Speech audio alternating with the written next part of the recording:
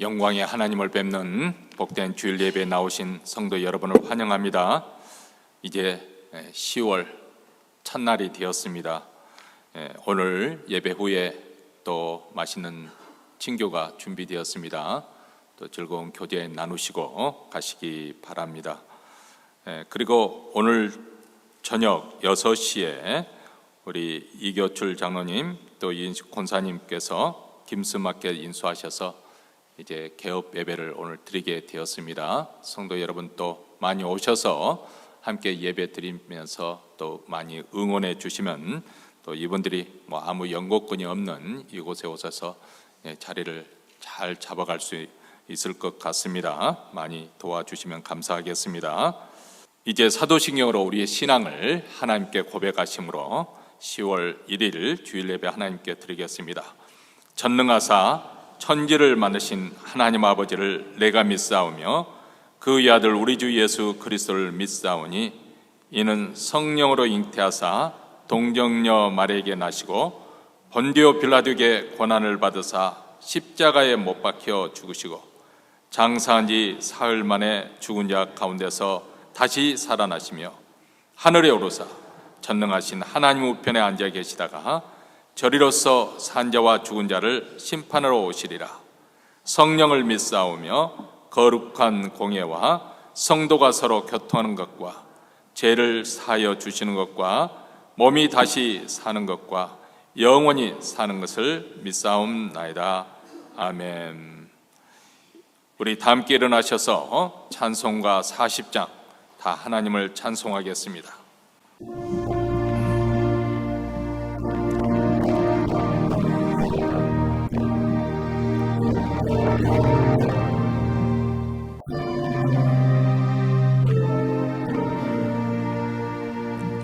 주 하나님 지으신 모든 세계 내 마음속에 그리워올 때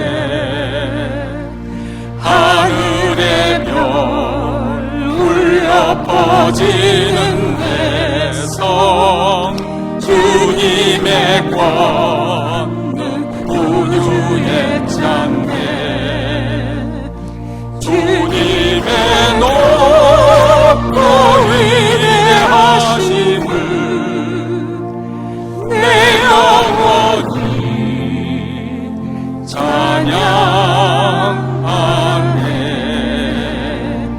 주님의 높고 위대하심을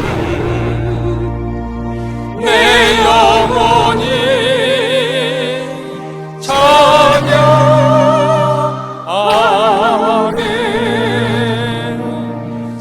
숲속이나 험한 산 골짜기에서 지저귀는 저 새소리들과 고요하게 흐르는 시냇물은 주님의 솜씨 노래하도다. 주님의 높고 위대하심을 내 영혼이 찬양하네. 주님의 높고 위대하심을 내 영혼이 찬양하네.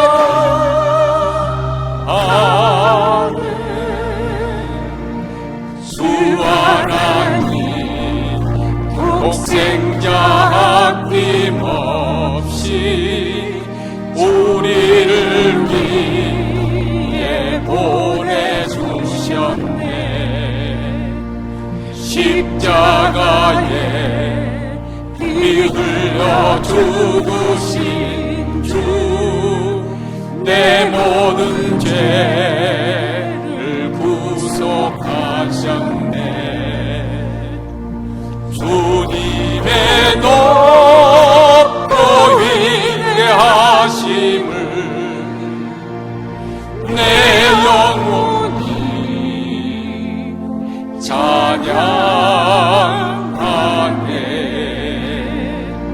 주님의 높고 위대하심을 내 영혼이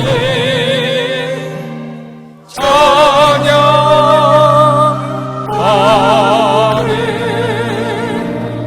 내 주 예수 세상에 다시 올 때 저 천국으로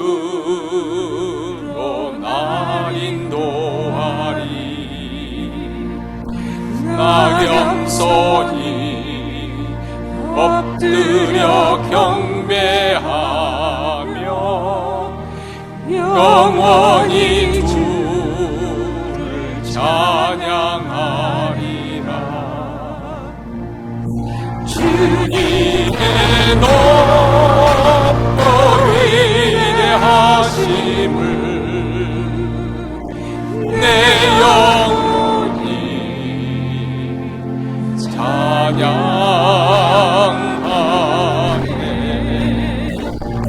주님의 높고 위대하심을 내 영혼이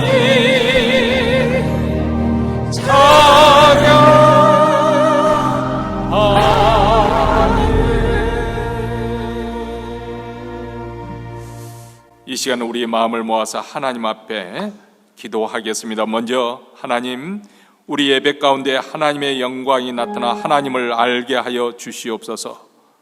우리 교회법문 몬트레에 있는 모든 교회들, 특히 한인교회, 주의 임재가 생생하게 느껴지고 주님을 만난 흔적을 안고 돌아갈 수 있도록 주의 영광에 저희들이 압도되고 그 기이한 빛에 사로잡히는 임재 하나님의 영광이 나타난 주일 예배가 되어지기를 원하며 주님을 알기를 소원하며 하나님의 영광을 구하는 기도를 드리십시다.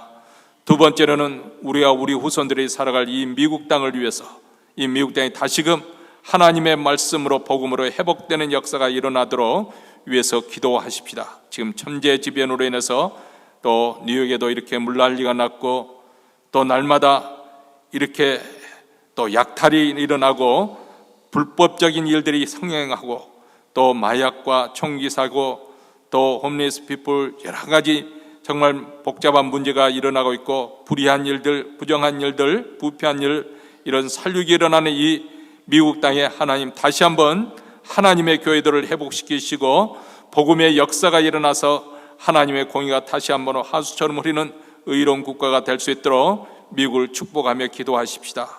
세 번째로는 우리 자신과 우리 가정에 소원하는 기도 제목 한 가지를 하나님께 아뢰면서 우리 자녀들을 위한 기도 제목이든지 아니면 우리의 사업과 직장을 위한 기도든지 우리의 장차 우리의 소원하는 바를 하나님께 아뢰십시다. 또 우리 자신뿐만 아니라 사랑하는 성도들 가운데 가정적으로 경제적으로 어려움을 겪고 있는 분들, 공경에 빠진 자들을 위해서 특별히 병석에 누워 계시고 바깥 출입이 어려운 분들, 또 수술을 앞둔 분을 위해서 암투병하고 있는 분들을 축복하며 이 시간 다 함께 마음을 합해서 통성으로 기도하는 시간을 갖겠습니다. 자비로우시고 은혜로우신 하나님 아버지, 오늘도 복된 주일을 맞이하여 그리스도의 보혈을 힘입어 은혜 보좌 앞에 나왔습니다. 하나님의 이름을 선포하며 찬양하는 이 시간에 하늘문을 여시고 하늘의 신령함을 충만하게 내려주시고 주의 영광을 나타내 주셔서 저희들을 압도하여 주시옵기를 원합니다. 그 기이한 빛에 사로잡히기를 원합니다. 몬트레에 있는 모든 교회들, 특별히 한인교회, 주님의 임재가 생생하게 느껴지는 주일 예배가 드려지게 하시고 하나님의 영광이 나타나 저희들로 하여금 하나님을 아는 지식에 들어갈 수 있도록 우리 하나님을 다시 한번 새롭게 각성하며 깨우치는 은혜의 자리가 되기를 원하오니 주여 주의 영광을 나타내 보여주시고 저희들을 아버지 하나님 앞하여 주시옵기를 간절히 원하고 기도합니다. 자비로우시고 은혜로우신 우리 하나님 아버지, 우리가 살고 있는 이 미국 땅을 위해서 축복하며 기도합니다. 하나님, 하루가 멀다며 아버지 이곳저곳에서 사고가 나며 천재지변으로 고통을 당하고 있는 이 미국 땅, 우리가 행행하고 있는 이 땅에 부정과 부패와 아버지 하나님 가고하는 역사에 다시 한번 하나님의 말씀으로 새롭게 되어지게 하시고 충만케 이 땅을 고쳐주시옵기를 간절히 원하고 기도합니다. 교회가 각성하여 일어나게 하여 주시옵시고 성도들이 깨어 일어나 아버지 하나님께 신으로 부르짖어 기도하게 하여 주셔서 하나님의 공의가 다시 한번 하수처럼 오르는 그런 의로운 나라가 될 수 있도록 이 미국을 불쌍히 여기시고 땅을 아버지 회복시켜 주시고 고쳐주시기를 간절히 원하고 기도합니다. 자비로우시고 은혜로우신 우리 하나님 아버지, 오늘 또 이 기도 시간에 아버지 하나님의 우리 가정과 우리 자녀들 위해서 아버지 우리의 소원한 말을 하나님께 아뢰며 기도합니다. 여기에 병고침의 역사가 나타나게 하시고 치유하고 회복시켜주는 은혜가 나타나게 하시고 낙심한 자들이 다시금 일어나게 하여 주시고 하나님의 은혜로 고침받는 귀한 역사가 나타나기를 원합니다. 자녀들을 위해서 축복합니다. 우리의 삶과 직장을 위해서 축복합니다. 하나님 우리의 장차 우리의 노후의 모든 삶을 하나님 손에 맡겨드리며 하나님께 간구하는 기도, 우리 하나님이 우리 가운데는 병석에 누워 계시고 바깥 출입이 어려운 고사님들, 또 아버지 아빠 또 암수들을 받은 아버지 하나님의 어려운 그 일들을 각각 감당해야 되는 성도들이 있습니다. 날마다 새로운 은혜를 입혀주시고 우리 하나님의 강건케 하시며 치유의 능력이 임하게 하여 주시기를 간절히 원하고 기도하오니 하나님 우리 기도를 들으시고 오늘 또 하나님의 임재가 생생하게 느껴지게 하시고 간절한 마음으로 주님을 찾는 그들에게 우리 하나님 영광의 얼굴빛으로 비춰주셔서 우리 하나님의 선하심을 맛보게 하여 주시옵소서. 하나님의 거룩함을 알게 하여 주시옵기를 간구합니다.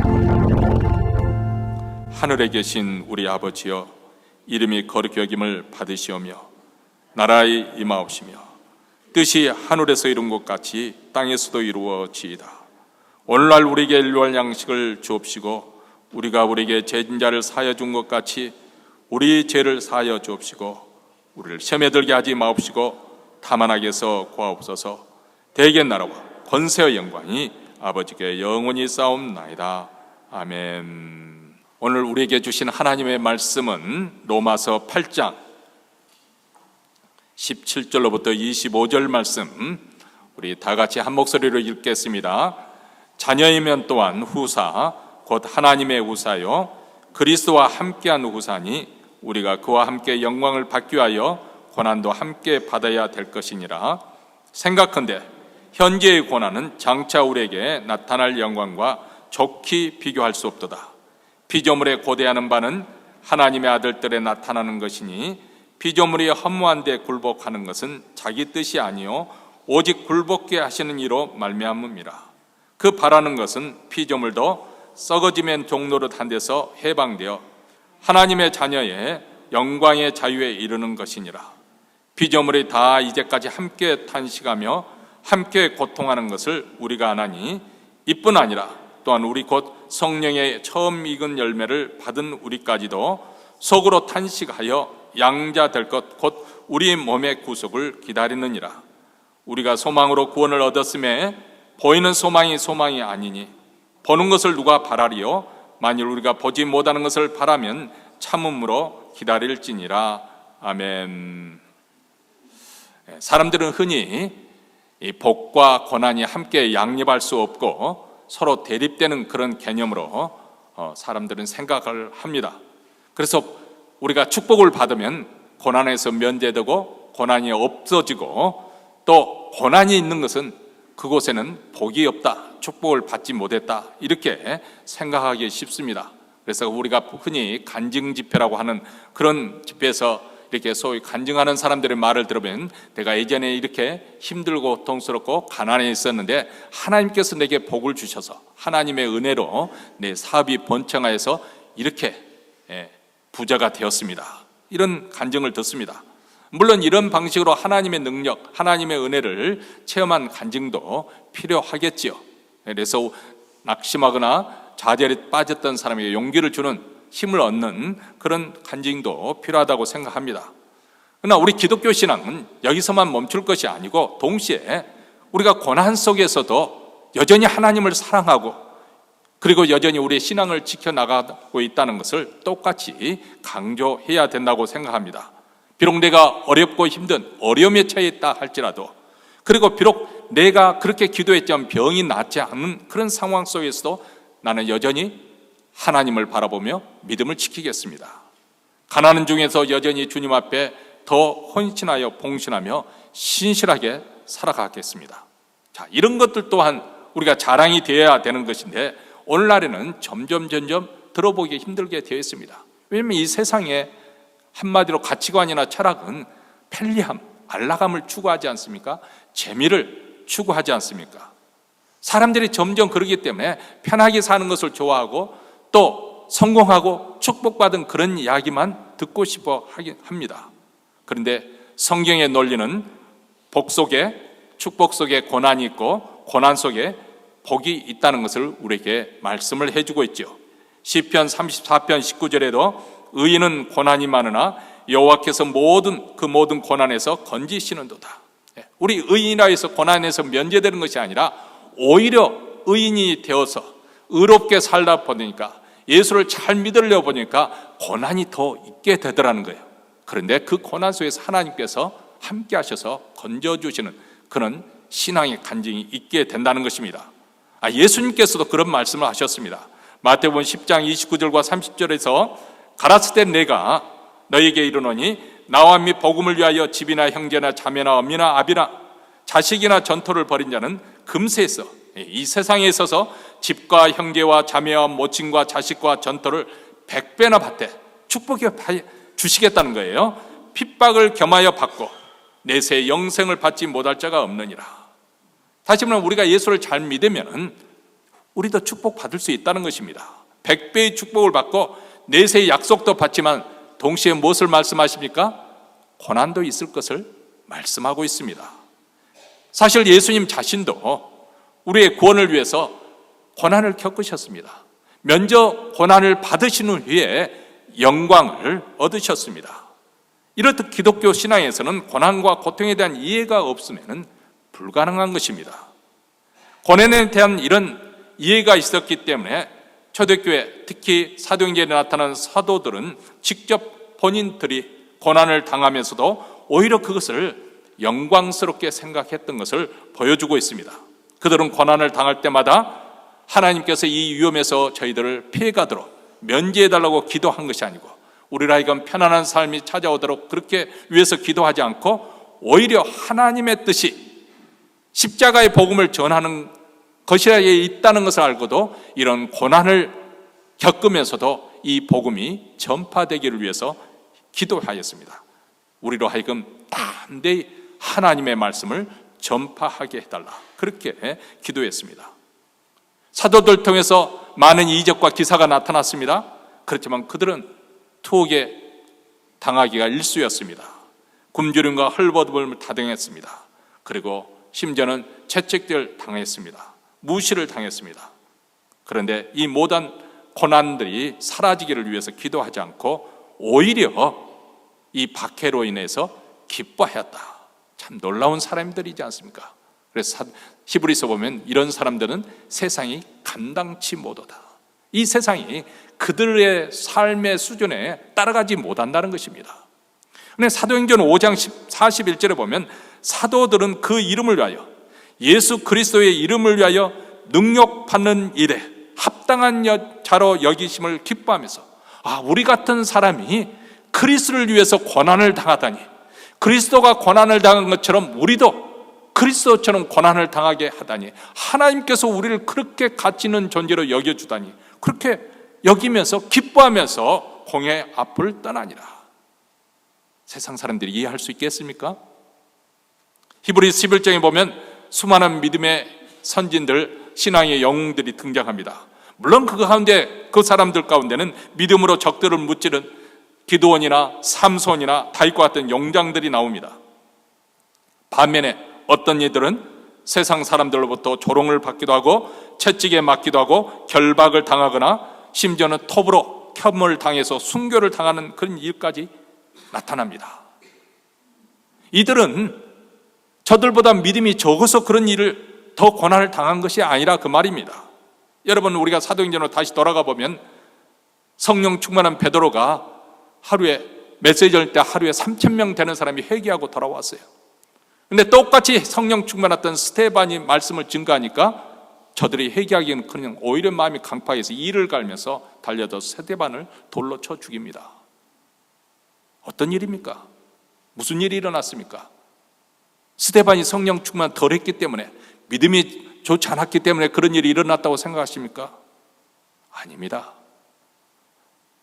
베드로를 들어서 그렇게 복음이 전파하게 하신 분들도 하나님의 뜻이었고, 스데반이 이 복음이 얼마나 소중한 것인지 자기 죽음을 통해서 그것을 증언하도록 보여주도록 하게 하신 분이 또 하나님의 뜻이었습니다. 그렇기 때문에 우리는 세상적인 기준과 성공, 그런 세상적인 기준에서 성공과 기준을 우리가 평가하는 것에 대해서 우리는 경계할 필요가 있습니다. 하나님의 기준으로 볼 줄 아는 것, 이것이 바로 우리 신앙의 안목이 아니겠습니까? 여러분, 세상이 물론 한쪽에서는 좀 천재지변이 일어나고 막 약탈하면서 무법지대에 일어나는 그런 우려스러운 일들이 많이 일어나고 있지만, 그동안 얼마나 과학이 발전해서 우리로 하여금 문명의 이익이 편리함을 가져다 줬습니까? 그러니까 우리가 그런 세상에서 살다 보니까 우리 자신도 모르는 사이에 굉장히 편리하고 안락함을 좋아하는 거예요. 그런데 우리가 성경에서 계속 강하게 우리에게 말씀하는 것은, 우리 주님이 이 세상으로부터 미움을 받았기 때문에 너희들도 이 세상에서 사랑받을 것, 칭찬받을 것을 기대하지 말라. 우리 주님이 고난받았으니까 너희들도 오히려 고난받을 것을 항상 대비하고 마음 준비를 하고 있으라는 거예요. 이것이 지난 2000년 기독교 역사에서 항상 보여줬던 그런 일 아니겠습니까? 우리는 미국에 지금 이렇게 편안하게, 그것도 몬트리에서, 정말 저도 이제 어느 정도 인생을 살아보니까 몬트리가 좋긴 좋더라고요. 날씨 어느 곳에 필요한, 적어도 그것이 밥 먹여주는 것은 아니지만은 그래도 날씨라도 좋아야죠. 이렇게 안락하게 사니까 그것이 계속될 거라고 생각하지 말라는 거예요. 우리는 앞으로 고난을 각오하고 살아야 됩니다. 아니, 어떻게 보면 누구나 다 이제 연로한 그 나이가 그렇게 연로하게 되면은 또 몸에 여러 가지 고장이 나게 되고, 그리고 또 이제 또 인생의 최후 시련인 죽음을 직면해야 되는 그런 상황이 오지 않습니까? 우리가 마음 준비를 해야 되죠. 하고 살아야 되죠. 오늘 본문에 보면 우리 그리스도인의 삶에는 영광과 고난이 함께 간다는 사실을 우리에게 말씀해 주고 있습니다. 역사의 종말에 마침내 하나님께서 만물을 다시 새롭게 하시는 그날까지는 이 땅에 살아가는 우리 그리스도인에게도 영광이 있는가 하면은 동시에 고난도 존재하고 있다는 것을 우리에게 말씀해 주고 있는 것이죠. 자, 예수님과 제자들이 살았던, 특별히 이 로마서를 썼던 사도 바울이 살았던 이 로마 제국은 로마가 전 세계를 지배했던 그런 시대가 아닙니까? 그리고 로마 시대에서는 그 제도나 간섭에 있어서 이 양자 제도가 널리 퍼져 있었습니다.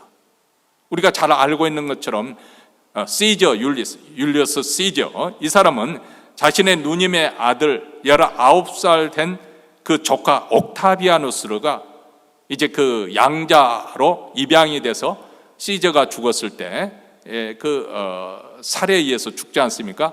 그 모든 것을 물려받습니다. 시저가 자기 양자로 삼은 것이죠.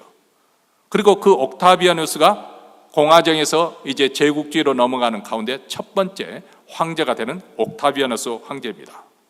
이 옥타비아누스 황제도 양자였지만은 그 사람 또한 자기 후계자를 티베리우스라는, 이 티베리우스는 장군인데 그 사람을 양자로 삼아요.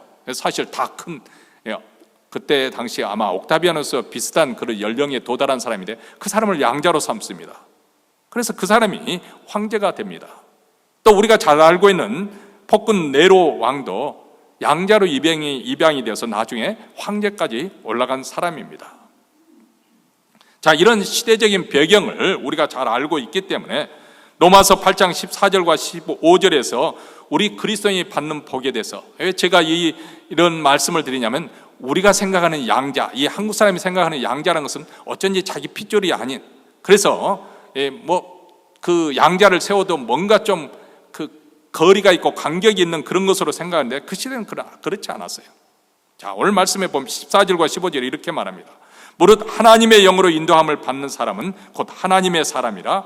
저희는 다시 무수하는 종의 영을 받지 않냐고 양자의 영을 받았으므로 우리가 아버지라 부르짖느니라.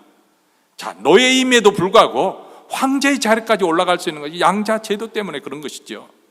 이처럼 이전에는 우리가 마귀의 자식의 노릇을 하고 있었는데, 하나님을 영접하 예수님을 믿는 분으로 말미암아서 하나님의 자녀가 되는 놀라운 특권을 누리게 되었다는 것을 지금 사도 바울이 말씀하고 있는 것입니다. 아버지라, 그냥 아버지라고 부르는 것도 감격한데 우리로 하여금 친밀하게 아빠라고 부를 수 있는 그런 영광의 자리로, 그런 특권의 자리로 우리를 불러주셨다. 예전은 노예, 종의 영을 가지고서 벌벌 무서워 떨며 하나님을 두려워했었는데 이제는 가장 친근하게 아빠라고 그렇게 부르면서 다가갈 수 있는, 자, 이 영광스러움이 우리 그리스도인들에게 있지만 동시에 그리스도인이 피해갈 수 없는 고난도 함께 한다는 것입니다. 말 그대로 괴로움과 그리고 어려움이 있다는 것이에요. 우리가 이 고난을 피해가고자 하지만은 피해갈 수가 없는, 그리고 고난으로 인해서 우리가 무너지는 것이 아니라 오래 참고 긴내할 수 있는 그 이유는 있는데, 그것은 바로 이 영광스러움에 대한 소망이 있기 때문에, 아니 지금보다도 더 영광의 그날이 우리를 기다리고 있기 때문이라고 말씀하고 있습니다. 17절 오늘 본 말씀입니다. 우리 한 목소리 읽습니다. 자녀이면 상속자 곧 그리스도와 함께한 상속자니 우리가 그와 함께 영광을 받기 위하여 고난도 함께 받아야 할 것이니라. 자, 여기 보면 참 놀라운 말이 기술되어 있습니다. 거기에 문장에 나와 있는 그 의미를 우리가 제대로 소화만 시킬 수 있다면 얼마나 은혜되고 축복되는지 모릅니다. 자, 사실 우리 인간보다도 천사가 여러 가지 면에서 더 우월하죠. 그렇죠? 훨씬 더 우월합니다. 우리는 찌질이도 못나서 늘 그냥 말 그대로 아주 속된 말로 하면 똥 싸고 앉아 있잖아요. 이래서 문제고 저래서 문제고 걱정도 많고, 그러다가 또 시험에도 빠지고 죄도 짓고 그렇게 사는데 천사들은 그럴 일이 없잖아요. 하나님을 잘 섬기는 이 천사, 빛나는 천사들을 보면 우리는 얼마나 못나고 찌질합니까? 그런데 천사들은 누구예요? 하나님이 부리는 사환, 종이에요. 우리는 누구예요? 비록 못났지만 하나님의 자녀입니다. 뭐가 차이가 있을까요? 하나님 나라를 누구에게 줄까요? 자식이긴 우리에게 주신다는 거예요. 천사들에게 주는 것이 아니라.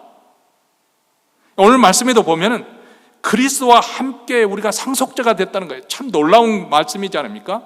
물론 그리스도는 하나님의 아들로서 그분은 신적인 존재이기는 하지만 또 어떤 인간의 육신을 입고 오셨기 때문에 우린과 동일한 그런 육신을 입고 있기 때문에 우리의 마댕이 되십니다.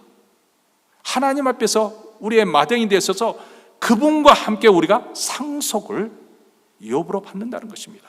얼마나 놀랐습니까? 그런데 예수님 그 하나님의 아들이신 그분도 고난을 받았기 때문에 우리도 영광뿐만 아니라 고난도 받아야 할 것이니라. 그것이 당연하다는 거예요. 예수님이 십자가의 고난을 당하셨습니다.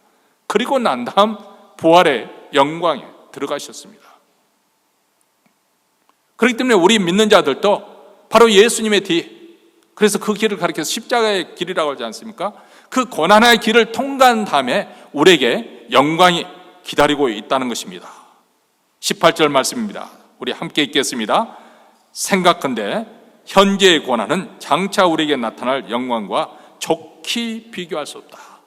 감히 상상할 수도 없는 그런 영광이 우리에게 기다리고 있다는 거예요. 이 전능하신, 크고 놀라우신, 광대하신, 영화로우신 그 하나님과 대면하게 설 그 영광의 자리, 그 주어지는 영광이 얼마나 크고 놀라울 것인가. 좋게 비교, 이 세상 그 어떤 것으로도 좋게 비교할 수 없는 그런 영광. 그런데 우리는 육신을 입고 이 땅에 살아가기 때문에 현재의 고난이 너무 버겁게 느껴집니다. 아니, 이 고난이 영원히 계속될 것처럼 염려가 됩니다. 그렇지 않습니까? 그런데 고난의 터널은 반드시 있습니다. 고난의 폭풍우가 지나가면 반드시 찬란한 영광이 기다리고 있습니다. 젊은 부부들이 어린아이를 낳아가지고 키우는 가정, 그 얼마나 힘이 들겠어요. 두세 시 만에 깨어서 아이가 젖을 줘야 되고 또 뭐 갈아줄 거 갈아주고 그렇게 빽빽 우는 그 돌보는 것이 얼마나 힘들겠습니까? 근데 일생 동안 그렇게 하라고 한다면 참 고민이죠. 그런데 그들이 드디어 이제 앙아장 걸다가 나중에는 청소년이 되고 장성한 자녀가 때가 온다는 거예요. 고난의 폭풍우가 지나면 반드시 찬란한 영광이 우리를 기다리고 있습니다. 그 고난은 짧고 영광은 길고, 고난은 잠시요 영광은 영원하다고 말합니다. 그래서 사도 바울이 우리에게 생각건대, 우리로 하여금 생각해 보라는 거예요. 다시 한번 생각해 보아라. 우리가 한평생 산다고 하지만 그 고난이 아무리 많다고 하지만 100년, 장수하면 100년.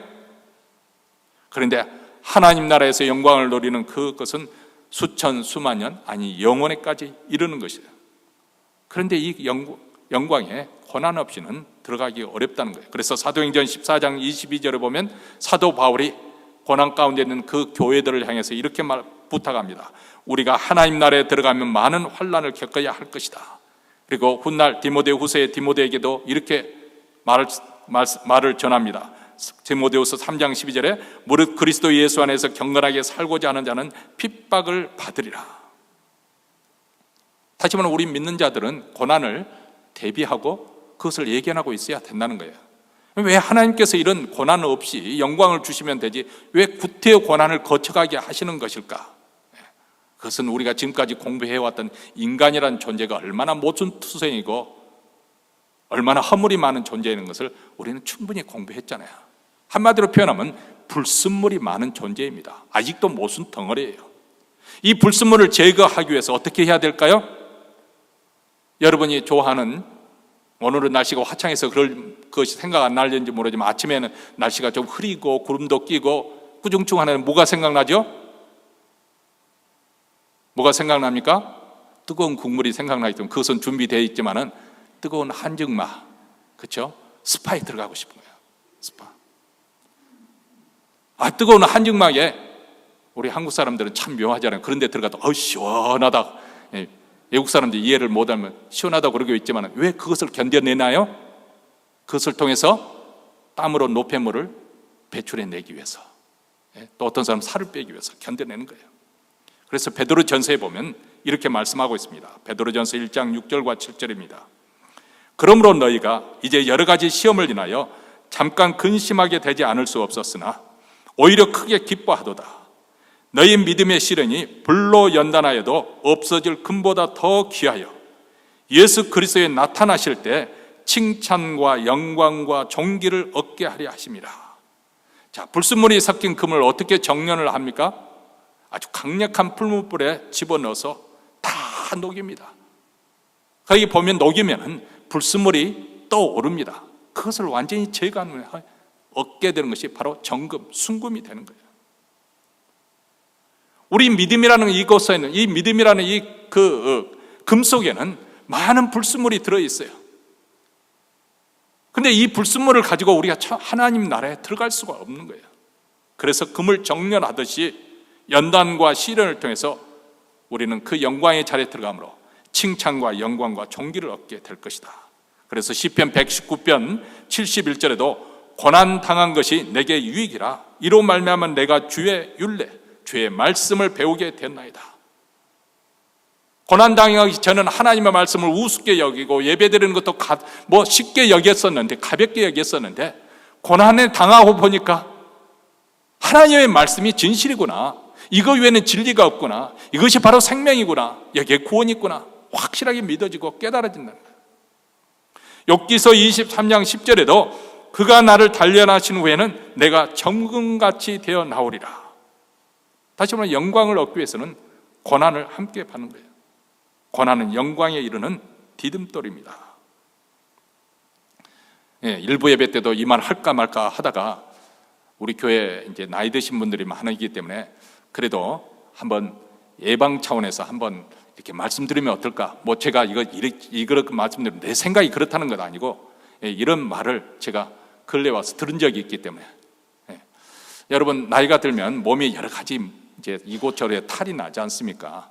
또 불편하고 아프고 또 중한 병에 걸리기도 하고 그게 이제 나이 들어가는 증세 가운데 두드러지게 나타나는 것이죠. 근데 우리가 참 이것을 표현할 때 물론 암 걸리고 중한 병을 걸고 또 수술을 해야 될 그런 상황인 것은 널리 알려서, 병은 그래서 자랑하라고 했어요. 널리 알려서 또 가장 좋은 길을 택해서 또 거기에 적절하게 치료도 받고 또 사람들의 그 기도도 지원받고 하나님께서 또 고쳐주는 역사도 일어나는 것이니까 그렇게 하는 것이 지혜롭다고 저는 생각합니다. 그래서 우리가 단체 카톡방에도 또 기도 제목에서 올리기도 합니다. 굉장히 중요한 또 신앙의 그 행위라고 생각이 되어집니다. 그런데 늘 입버릇처럼 삭신이 아프다, 저기 아프다 이렇게 늘 그렇게 하는 사람, 이것 우리가 조금 조심해야 됩니다. 저도 고지한 머지않아 그럴 사람이니까 지금 이 입방정 뜬다고 그러잖아요. 조심하려고 지금 하지만은, 왜냐하면 자꾸 그렇게 아프다고 하면은 사람들이 싫어서 멀어지거든요. 가정에서 자녀들이 싫어하거든요. 무슨 말씀인지 이해하시려는지 모르겠네요. 그러니까 좀 몸이 조금 불편한 부분, 뭐 약으로 먹고 고칠 건 고치고 수술해서 하시는 거 해야 되겠지만은 어쩔 수 없이 우리가 감당해야 될 부분이 있잖아요. 이 나그네 길에서 어쩔 수 없이 감당해야 될 그 부분이라면 묵묵히 잘 감당하는 것이 좋습니다. 근데 자꾸 이렇게 아프다는 소리를 되뇌이고 주위 사람한테 이렇게 짜증을 내고 되면 그 주위에 있는 사람이 어떤 생각을 하면, 아니 아픈 것도 유세네, 이렇게 생각이 되거든요. 그렇죠? 우리가 조심해야 되는 거예요. 제가 뭘 말씀을 드리려고 하면 이것을 말씀드리려는 것이 아니라 고난 또한 마찬가지입니다. 고난을 우리가 감수할 준비를 하고 싸울 준비를 하고 살아야 되는 것이지 편하게 쉽게, 사실 2주에 한 번 징교 준비하는 거 쉬운 일이 아니에요. 어제도 종일 권사님들이 수고하시고 집사님들도 도와주셔서, 그래도 뭐 보니까 뭐 수고를 하면서도 본인들이 음식을 더 잘 만들어서, 저도 덕분에 잘 먹고 있습니다만은 하여간 그렇게 잔치가 토요일 되면 잔치가 벌어지는 것 같아요. 힘들지요. 그렇게 섬기는 것이 뭐 거저 되어지는 것이 아니잖아요. 누군가가 보이지 않게 희생을 하기 때문에 그렇게 만들어지는 거 아니겠어요? 근데 그것을 감당을 해야 되는 거예요. 우리가 해야 될 일이고 몫이라고 생각하고 잘 감당하는 거예요. 그런데 우리가 조그만 고난이 와도 그것 때문에 질질 짜고 울고 그렇게 싸울 용기가 없으면 우리가 신앙생활을 제대로 하겠어요? 지금 현재는 우리가 이렇게 편한 생활을 하지만 앞으로 세상이 더 안 좋아질 것은 성경에서 말씀하고 있잖아요. 말세가 갈수록 더 불의한 일들이 더 횡행하게 될 것이다. 더 악한 일이 일어나게 될 것이다. 우리 믿는 사람들의 입지가 예전처럼 그렇게 자유롭지 못하고 점점 좁아지게 될 것이다. 제가 최근에 읽었던 기사에 보니까 LA에서 일어났던 일인 것 같아요. 어떤 스파에 어느 분이 이제 오랜만에 스파에 가서 땀 좀 빼고 이렇게 모욕 좀 하고 그렇게 하려고 하는데, 아니 어떤 남자가 그렇게 다 드러내고 왔다 갔다 여탕에 그렇게 왔다 갔다 그러고 있더라는 거예요. 그 웬일인가 하고 나가서 물어보니까 자기가 트랜스젠더라고, 자기는 여자라고 생각한다고, 그리고는 뭐 수술도 하지 않은 채로 그렇게 덜렁덜렁 하면서 왔다 갔다 그렇게 하고, 그래서 기겁하고 나왔다는 거예요. 앞으로 강단에서 목사가 동성애는 죄입니다 이렇게 설교하면 어쩌면 핍박을 당하고 감옥에 들어갈지도 모릅니다. 체포될지도 모릅니다. 아니 그렇게 점점 그렇게 시대가 그런 쪽으로 몰아가고 있어요. 그렇다면 이렇게 편안할 때, 이렇게 안락하게 신앙생활 할 때 우리 믿음을 안일하게 하는 것이 아니고 준비를 해야 됩니다. 대비를 해야 됩니다. 고난을 당하더라도 내 신앙을 지킬 그런 마음을 가지고 영적으로 우리가 끼어 있어야 된다는 거예요. 자, 이스라엘의 출애굽 역사를 과정을 우리가 살펴보면 먼저 히브리 사람들이 고통 속에서 하나님께 부르짖는 장면이 등장을 하게 됩니다. 출애굽기 1장에 나오는 말씀입니다. 왜냐하면 애굽 사람들이 히브리인들의 수혜가 날로 번성해서 그들이 자기들을 수적으로도 압도해 버릴까 봐서 이를 두려워하니까 아주 혹독하게 이를 부려먹으면서 그들을 괴롭힙니다. 진흙을 이겨서 백도를 굳게 하고, 그리고 여러 가지 고된 농사일을 해서 그들을 잔인하게 혹사시키니까 너무 그 고역이 혹독해서, 그래서 탄식하며 하늘에 향해서 부르짖습니다. 하나님께 상달되었다. 그때 하나님께서 어떤 액션을 취하십니까? 모세를 하나님께서 부르시잖아요. 호렙산에서 하나님께서 모세를 만나시고 그의 사명을 줘서 이스라엘 백성들에게 보냅니다. 자, 애굽이란 것은 어떤 곳인가? 우리가 잘 아시죠? 항상 물을 공급할 수 있는 나일강이 흐르고 있는 땅입니다. 그리고 나일강 하류는 상류로부터 매해 실어나는 그 토사련에서 그냥 걸음을 하지 않아도 아주 농사가 잘 되는 비옥한 토지가 있는 곳이에요. 그러니까 이곳은 가뭄과 굶주림을 걱정할 필요가 없어요. 더군다나 목축을 하는 이스라엘 백성들에게 있어서는 농사짓는 애굽 사람과 경쟁할 필요가 없잖아요. 자기들은 소양 키우면서 사는 유목민이니까. 그래서 물이 넉넉해서 초장이 펼쳐지는 곳에 살고, 바로 이곳이 에덴 동산처럼 그렇게 여겨졌습니다. 그래서 그들에게는 애굽을 떠날 마음이 조금도 없었어요.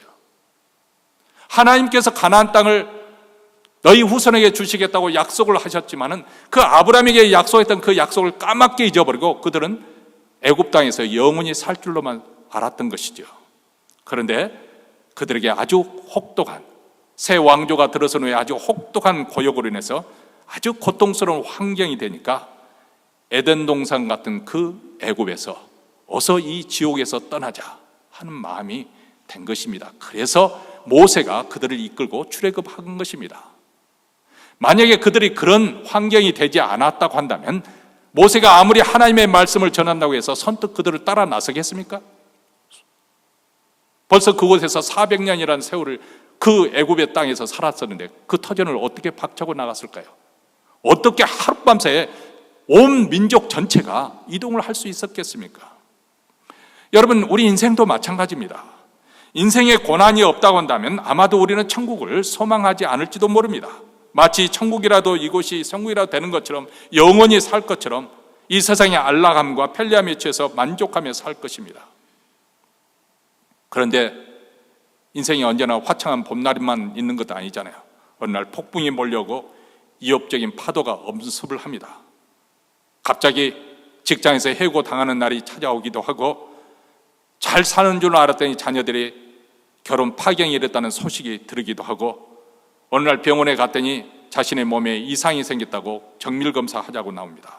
불현듯 두려움과 불안이 엄습하는 것이죠. 고난의 날이 찾아온 것입니다. 아니, 이런 날이 오지 않는다 하더라도 조금 전에 이미 말씀드린 것처럼 우리가 나이가 들어가면 병이 찾아오게 되고 결국은 죽음이라는 인생 최대의 시련을 만나게 될 것입니다. 그런데 이 고난의 고통, 이 시련의 때가 오히려 우리로 하여금 하나님 나라를 소망하게 한다는 것입니다. 자, 21절을 보겠습니다. 그 바라는 것은 피조물도 썩어짐의 종노릇한 데서 해방되어 하나님의 자녀들의 영광의 자리에 이르는 것이니라. 피조물들이 썩어짐의 종노릇한 데서 해방되어 함께 하나님의 자녀들의 영광의 자유에 이르기를 바란다. 무슨 말일까요? 창세기에 보면 본래 하나님께서 우주 만물을 창조하실 때 보시기에 참 좋았더라고 그렇게 나오지 않습니까? 이 보시기에 좋았다는 이 말씀은 온 우주 만물이 하나님의 창조하신 그 창조의 목적대로 지음을 받아서 그 존재의 의의를 충분히 나타내기에, 내가 참 잘 지었지, 내가 참 잘 만들었어. 왜냐하면 그 목적대로 빛을 발하니까 하나님께서 기뻐하셨다는 거예요. 마치 달이 태양의 빛을 받아 반사하는 것처럼 만물이 존재하는 그 자체가 하나님의 신성과 능력, 그리고 전능, 선하심을 보여주심으로써 하나님의 영광을 나타냈다는 것입니다. 그래서 들판에 펼쳐져 있는 들꽃도 우리가 무시할 수 없는 것은 거기에는 섬세한 하나님의 창조 솜씨가 들어있기 때문에 그렇습니다. 그런데 오늘 말씀 20절과 22절에 보면 아주 다른 어조가 나오죠. 피조물이 허무한데 굴복하는 것은 자기 뜻이 아니요 오직 굴복게 하시는 이로 말미암으니라. 피조물이 다 이제까지 함께 탄식하며 함께 고통하는 것을 우리가 아느니. 자, 여기서 먼저 등장하는 단어가 허무입니다. 허무란 무엇인가? 허무한 인생. 그런데 어떤 뜻으로 이 의미가 서냐면, 이 허무라는 것은 본래 의도되었던 그 목적대로 쓰임받지 못할 때, 하나님께서 우리를 처음 창조했을 때, 하나님께서 피조물 온 우주 만물을 창조했을 때 원래 창조한 목적이 있는데 그 목적대로 쓰임받을지 못할 때, 우리식으로 표현하면 삶의 목적과 의미를 발견하지 못할 때, 우리는 그것을 가리켜 허무한 인생이라고 하는 거예요. 피조물이 지음을 받았지만 그 목적대로, 그 의도대로 쓰임받지 못하는 이것이 허무한데 굴복하였다, 이렇게 표현을 하고 있습니다. 자, 창세기 3장 10절로 넘어가 보면은 왜 피조물이, 하나님의 영광을 나타내는 그 피조물들이 이렇게 허무한데 굴복하게 되었는가? 17절에 나와 있습니다. 아담에게 이르시되 내가 내 아내의 말을 듣고 내가 너에게 먹지 말라는 나무의 실과를 먹었은즉 땅은 너로 인하여 저주를 받고 너는 종신토록 수고하여야 그 소산을 먹으리라. 자, 누가 저주를 받았습니까? 땅이 저주를 받았습니다. 누구의 잘못으로 저주를 받았습니까? 땅입니까? 아니에요. 인간의 잘못으로. 우리의 첫 조상인 아담의 죄 때문에 땅이 저주를 받았다는 거예요. 아담이 잘못해서 땅이 저주를 받고 가시와 엉겅퀴를 내게 됐다. 원래 창조한 목적대로 그 존재 자체를 드러낼 수 있었었는데, 그래서 그것을 통해서 하나님께 영광을 돌릴 수 있었는데, 이제는 허무한 데 굴복함으로써 신음을 하고 있다. 만물이 허무한 데 굴복하며 썩어짐의 종로로서 탄식하며 고통스러워한다. 마치 여인이 아이를 낳을 때 상고의 고통처럼 고통을 나중에는 참지 못해서 지르는 그 신음소리가 온 우주에 가득하다는 거예요. 우리가 예수를 믿어서 영적인 눈을 뜨게 되면 이 사실을 깨닫게 된다는 거예요. 일본의 신학자 우찌무라 간조가 이 대목에 대해서 이렇게 표현을 했습니다. 사람들은 천연의 미, 아름다움을 이야기한다. 그런데 속으로 들어가 보면 자연은 미가 아니라 추이다. 조화가 아니라 혼란이다. 평화가 아니라 전쟁이다. 야산에 피는 백화바가 아름답지만은 꽃잎 뒤에 붙는 송충과 벌레의 모습은 얼마나 살벌한가. 뱀은 개구리를 잡아먹고 개구리는 벌레를 잡아먹는다. 뱀을 노리는 독수리가 있고 독수리 알을 노리는 또 다른 동물이 있다. 고양이가 쥐를 희롱하는 모습, 족제비가 닭을 쫓는 모습은 잔인하기 짝이 없다. 실로 귀를 땅에 대고 들어보라. 자연의 신음하는 소리가 들리지 아니하는가. 가로되 나는 아프다. 나는 고통스럽다. 나를 빨리 구원하라. 너와 함께 하나님의 아들의 영광스러움에 들어가기를 원하노라. 외치지 않는가. 자, 여러분, 바로 며칠 전에 뉴욕에서 또 홍수 물난리가 나서 하는 것을 뉴스로 봤습니다. 차가 둥둥 떠나지고 그 정도는 약과죠. 다행히도 사람이 죽었다는 소식이 아직도 없다고 보니까 다행이라고 여길는지 모르겠습니다만, 이런 기후 변화, 천재지변, 막 홍수가 나서 수천 명이 죽는 이런 변화가 왜 일어나는 것인가? 왜 우리가 코비드라는 그런 상황을 겪어야만 하는 것인가? 그런 전의 원인이 어디서부터 오는 것인가? 어떤 생태학자들은 이렇게 표현을 합니다. 물론 기후학자들은 이것이 환경오염, 그 공기의 오염 때문에 그렇다고 이렇게 설명을 하고 온난화 때문에 설명을 합니다만은 이 코비드 상황도 마찬가지예요. 인간이 계속 산에서 나무를 채벌을 하고 땅을 넓혀서 집을 짓고 공장을 짓고 그 인간의 인구가 폭발적으로 늘어나니까 지금 80억이 넘었잖아요. 그러니까 동물들이 점점 몰리게 되는 거예요. 숲속으로 몰렸는데 그곳에는 먹을 것이 없어서 심지어는 곰들이 길거리 나와서 어스렁거리고 먹을 것을 찾는, 왜냐하면 먹을 것이 충분하지 않으니까. 야산으로 돌아갈 수가 없는가. 인간들이 늘어나서 그렇게 계속 영역을 넓혀가니까 동물들이 그대로 이제 막 밀려나는 거예요. 근데 큰 동물은 작은 동물을 몰아내고 그렇게 계속 먹이 사슬에서 내려가다 보니까 생태가 깨지잖아요. 그러다 보니까 제일 그 하중에 있는 이 세균, 바이러스, 박테리아, 이것들이 인간을 공격하기 시작한다. 왜냐하면 자기들이 머무를 영역이 침범을 당하니까. 예전에는 자기들의 영역 속에 서로 그런 영역이 따로따로 구별되어 있기 때문에 서로 그 영역을 침범하지 않아도 공존할 수 있는데, 인간이 자꾸 늘어나서 그 영역을 자꾸 침범하니까 그 다음 밀리다 보니까 결국 세균이나 이런 코로나 같은 그런 바이러스가 결국은 인간에게 침범해 온 것이다. 상당히 설득력이 있지 않습니까? 자연의 신음소리를 듣지 않습니까? 들리지 않습니까? 나는 아프다. 나는 고통스럽다. 나를 빨리 구원하라. 너와 함께 하나님의 아들의 영광스러움에 들어가기를 원하노라. 다시 말하면 21절에 할 것 같으면 피조물도 썩어짐의 종로라는 데서 해방되어 하나님의 자녀들의 영광의 자유에 이르기를 원한다는 것입니다. 자, 무슨 말이냐면 이렇습니다. 이 모든 문제의 원인이 되었고 지금도 그 원인이 된 이 인간들의 모든 부패와 거짓과 어리석음과 그리고 죄악으로부터 벗어나서 그들이 하나님의 자녀다운 영광의 자유에 이르는 그곳에 이 만물을 또 함께 이르기를 원한다. 동참하기를 원한다는 것입니다. 다시 한번 이 세상에 있는 모든 피조물의 진정한 소망이 무엇인가? 그것은 어서 하나님의 자녀들이 완전하게 구속됨을, 구원받게 됨을, 더 이상 썩어짐의 허무에 굴복되지 않을 몸으로 성량되기를 바란다. 23절입니다. 이뿐 아니라 또한 우리 곧 성령의 처음 익은 열매를 받은 우리까지도 속으로 탄식하 양자될 것 곧 우리 몸의 구속을 기다리느니라. 죄로부터 완전한 구원, 사망으로부터 완전한 구원, 이런 육신의 장막을 벗어버리고 새로운 모습을 덧입는 것. 현재 우리가 있는 몸은 완전하지 못합니다. 구원은 받았지만 옛 성품이 여전히 남아 있습니다. 그래서 우리가 살고 있는 이 세상 또한 모순 덩어리입니다. 그래서 하나님의 자녀된 우리도 속으로 탄식하며 양자될 것, 즉 우리의 몸의 구속함, 완전하게 이 모든 곳에서 벗어날 수 있는 자유함에, 영광의 자유함에 이르기를 원한다. 그리고 그날이 우리를 위해서 준비되어 있고 그날이 가까이 오고 있다. 그 영광의 날을 바라보는 소망이 있기 때문에 우리는 이 고난 속에서도 참고 인내할 수 있다. 소망이 우리로 하여금 고난을 이기게 한다고 말씀을 하고 있습니다. 자, 그렇다면 이렇게 만물이 학수고대하는 하나님의 자녀들의 구속을 우리 하나님께서는 어떻게 이루셨는가요? 자신의 아들 예수 그리스도를 십자가에 내어 주심으로 예수 그리스도의 대속의 피로 우리의 죄의 사함을 받게 하심으로 하나님의 재창조의 작업이 시작됐다는 것입니다.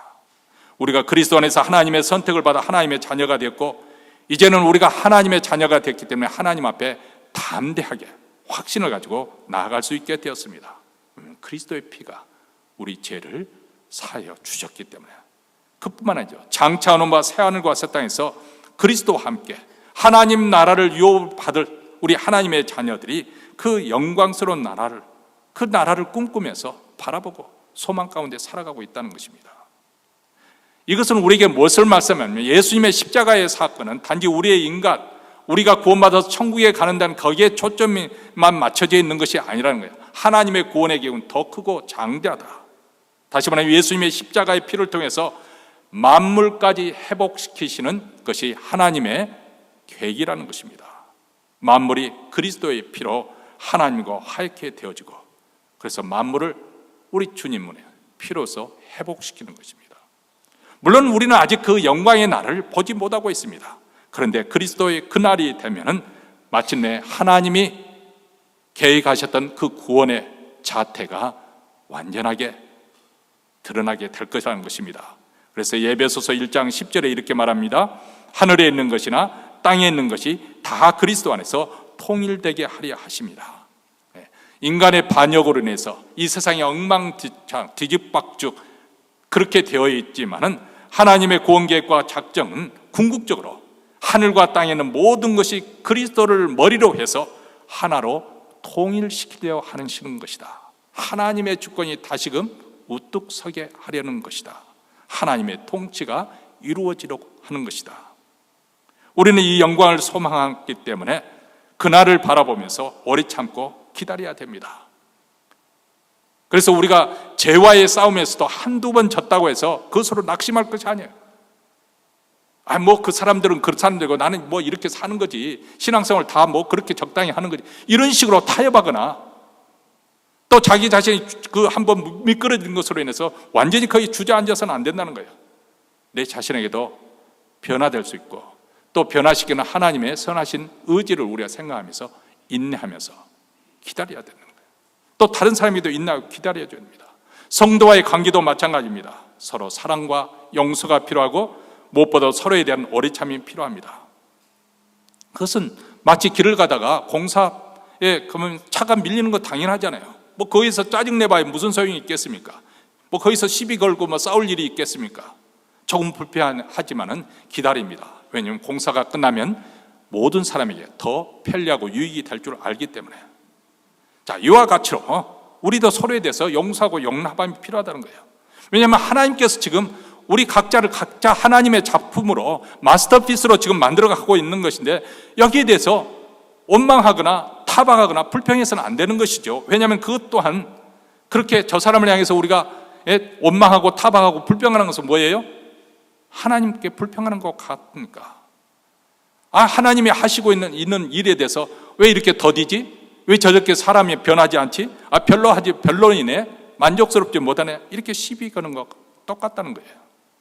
그래서 사도 바울은 오늘 뭐라고 우리에게 말씀합니까? 25절 말씀입니다. 만일 우리가 보지 못하는 것을 바라면 참음으로 기다릴지니라. 이 세상은 유토피아가 아닙니다. 앞으로도 유토피아는 결코, 장담합니다, 결코 오지 않습니다. 왜냐하면 성경이 우리에게 그렇게 말씀하고 있기 때문에 그렇습니다. 사람들이 아무리 이상적인 체제를 만들어도 소용없습니다. 정치인 밝혀도 소용없습니다. 굉장히 비관적인 말이 되겠지만 과학이 발달해서 소용없습니다. 인간이 편리한 시대가 도래했다고 좋아하지만은 그만큼 지금 생태계가 파괴되고 있고 기후가 무너지고 있고 인간 자체, 존재 자체를 위협하고 있습니다. 자, 우리가 이런 세상, 앞으로 불의를 행한 자는 더 심하게 불의를 행하게 될 것이고 더 불법적인 일들이 횡행하게 될 것입니다. 물론 질서를 잡으려다 보니까 더 통제가 심한 사회가 될 수도 있겠죠.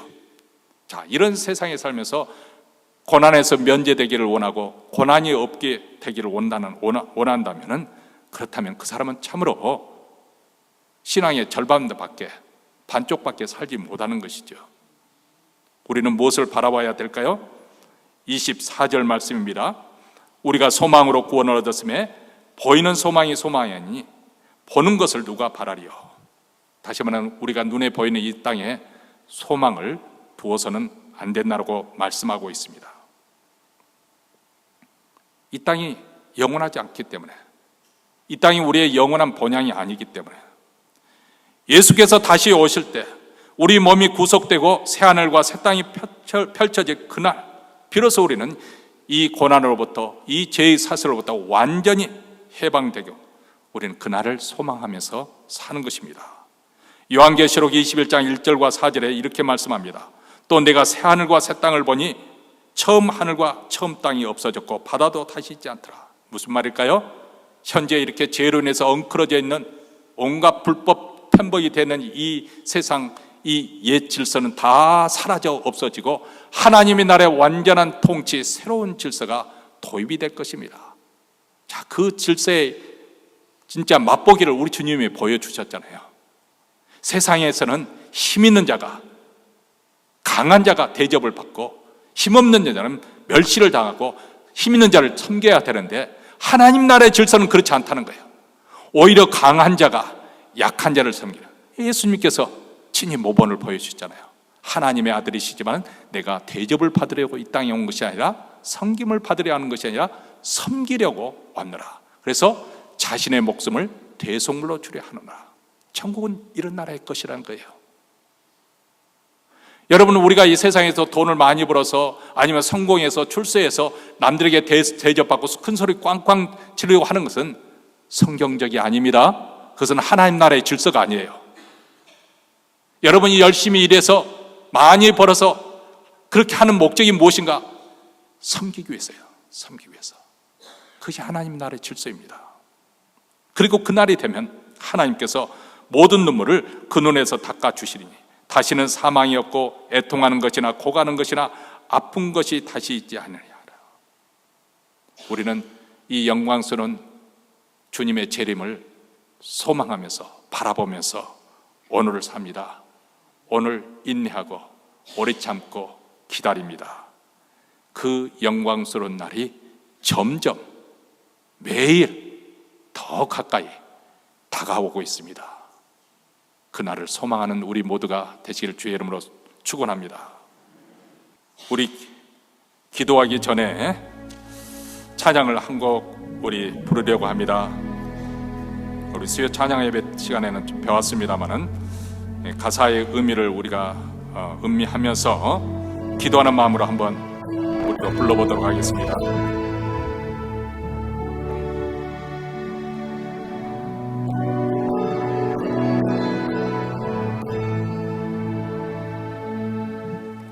주여 우린 연약합니다. 우린 오늘을 힘겨워합니다. 주 뜻 이루며 살기엔 부족합니다. 우린 연약합니다. 주여 우린 넘어집니다. 주여 우린 넘어집니다. 오늘 하루 또 실수합니다. 주의 긍휼을 구하는 죄인입니다. 우리 주만 바라봅니다. 한없는 주님의 은혜, 한없는 주님의 은혜, 온 세상 위에 넘칩니다. 가릴 수 없는 주 영광, 온 땅 위에 충만합니다. 주님만이 길이오니 우린 그 길 따라갑니다. 그날에 우릴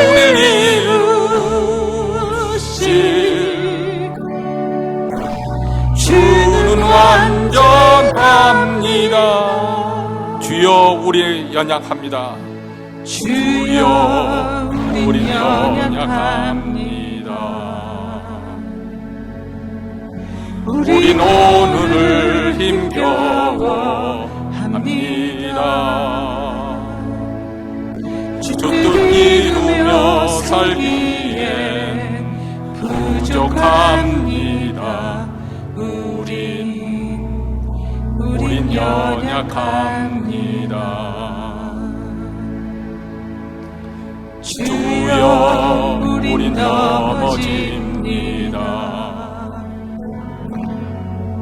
오늘 하루 또 실수합니다. 주의 긍휼을 구하는 죄인입니다. 우리 주만 바라봅니다. 한없는 주님의 은혜, 한없는 주님의 은혜, 온 세상 위에 넘칩니다. 온 세상 위에 넘칩니다.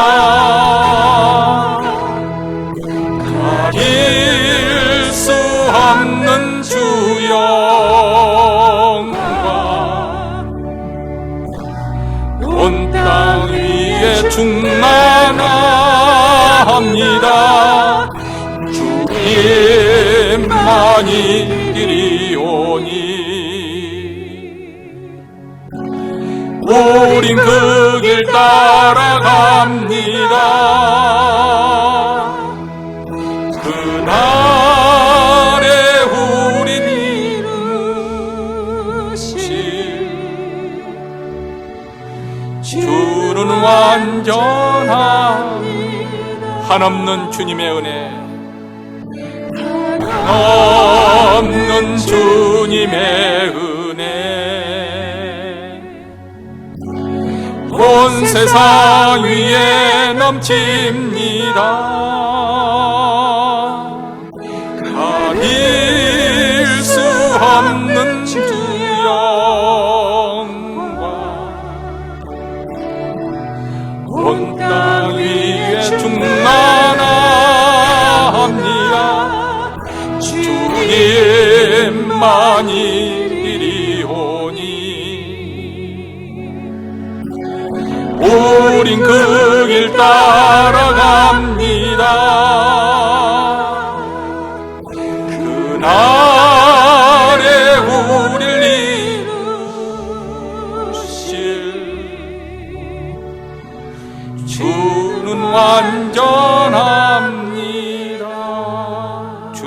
간절합니다. 주는 완전합니다.